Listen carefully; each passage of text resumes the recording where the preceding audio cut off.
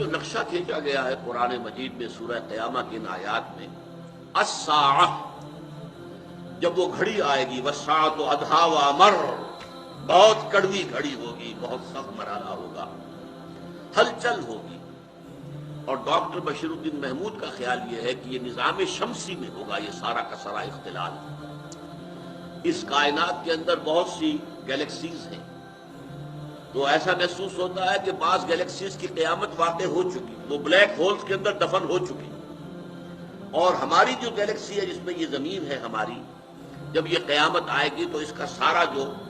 اختلال جو ہوگا وہ در حقیقت اس نظام شمسی کے اندر ہوگا۔ اب نظام شمسی میں آپ کو معلوم ہے کہ سورج مرکز ہے، اس کے گرد جو ہے سیارے چکر لگا رہے ہیں، چاند ہے مختلف سیاروں کے گرد چکر لگا رہے ہیں۔ یہ نظام جو ہے ایک میوچول بیلنس،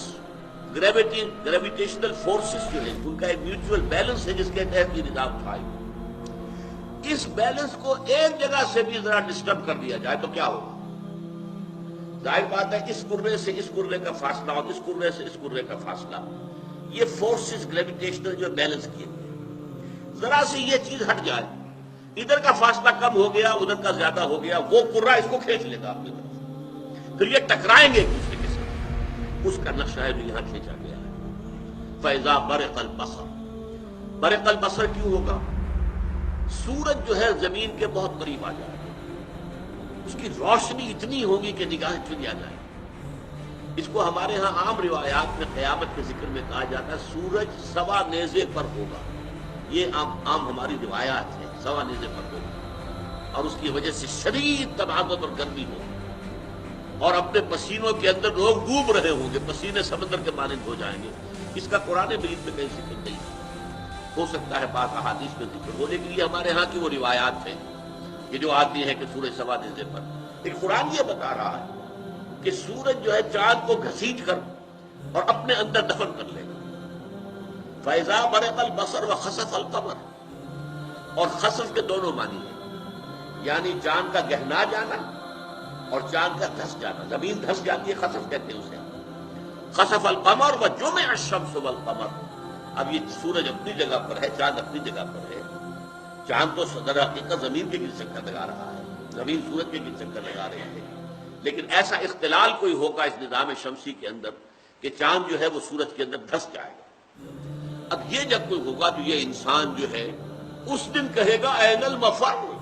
یعنی آج منطق جو ہے لڑا رہا ہے، بڑے بہانے بنا رہا ہے، کیسے ہوگا جب ہم ہڈیاں ہو جائیں گے، اذا کنا عظاما ورفاتا انا لمبعوثون خلقا جدیدا، کیسے ہو سکتا ہے؟ ہیہات لما توعدون، انہونی بات ہے، انہونی بات ہے، نہیں ہو سکتا، ناممکن ہے، یہ کیا کہہ رہے ہیں، یہ انہونی بات ہے۔ لیکن یہی انسان اس روز جو ساری اس کی جو اکڑ فونی ہے، وہ جو سارا جو اس وقت تکبر کے ساتھ اور تمرد کے ساتھ جو ذکر کر رہا ہے، اس وقت جو ہے ڈر کر کہے گا ہے کوئی بھاگنے کی جگہ، این المفر،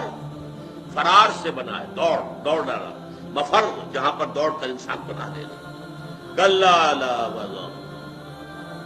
بتا دیا جائے گا نہیں، ہرگز نہیں، اور یہ بتانے کی ضرورت نہیں، صورتحال خود بخود جو ہے وہ روشن ہوگی از خود۔ لا وزر، کہیں کوئی جائے پناہ نہیں ہے، کوئی ٹھکانہ نہیں ہے، کہیں پر بچنے کی، بھاگ جانے کی کوئی جگہ نہیں۔ الی ربک یومئذ المستقر، اس دن تو تمہارے رب ہی کے حضور میں جا کھڑے ہونا ہے، کشاں کشاں جاؤ گے وہیں پہنچو۔